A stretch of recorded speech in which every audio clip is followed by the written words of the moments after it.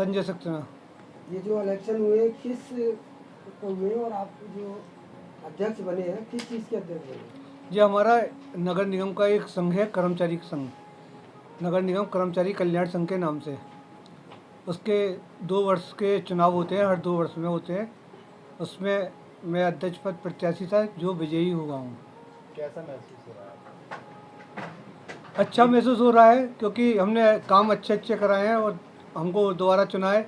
और दोबारा चुनना बड़ा ही बहुत टिपिकल होता है, और जिस कार्य के लिए हमें चुना है, हम फिर उस कार्य में दोबारा लग रहे हैं। अच्छा, इससे पहले आप ही थे? जी। तो ये मतलब जो तो क्या तो उनकी कर्मचारियों की कोई मांग इस समय रही नहीं है, और 2 साल में हमने भरपूर कार्य कराए हैं।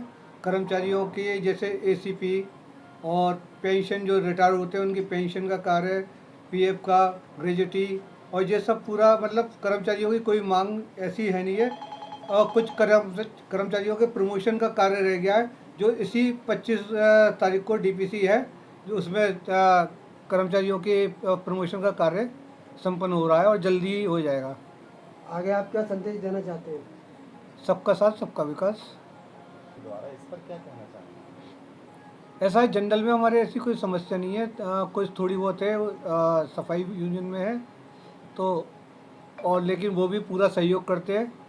और वो सुकमा कंपनी को लेके उन्होंने धरना दिया था, लेकिन अब उनका धरना भी ख़त्म हो गया है और इस समय सब सहयोग करके चल रहे हैं। आप कितने वोटों से विजयी हुए?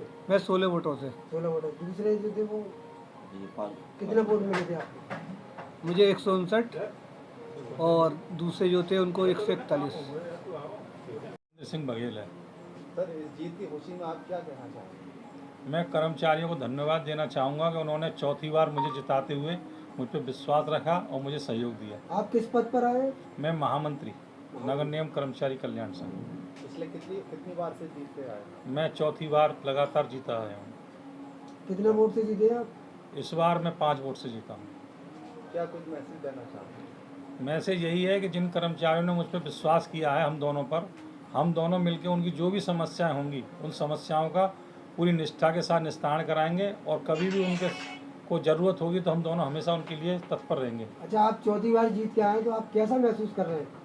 खुशी हो रही है कि कर्मचारियों का विश्वास मेरे ऊपर अभी तक कायम है। तो कर्मचारियों की किस हद तक आप मतलब मांगे जो है, जो उनकी परेशानी है उसको दूर करने की कोशिश करेंगे? वैसे तो कर्मचारियों का विशेष तो कोई मांग नहीं है, लेकिन 2-3 जो मांगे हैं, जैसे 2005 के बाद जो कर्मचारी नियुक्त हुए हैं उनको पुरानी पेंशन की लाभ नहीं मिल रहा है, तो वो एनपीएस के अंतर्गत आते हैं। उनमें कुछ कर्मचारी हमारे दिवंगत हो गए हैं और उनके परिवार को अभी तक एनपीएस का पैसा नहीं मिला है, और कुछ कर्मचारी 2005 के बाद जो रिटायर हो गए हैं उनको भी एनपीएस का पैसा नहीं मिला है। तो हम नगर निगम प्रशासन समक्ष उनकी मांग रखेंगे और उनकी उस जो एनपीएस का जो भुगतान है वो कराने के लिए पूरा प्रयास करेंगे।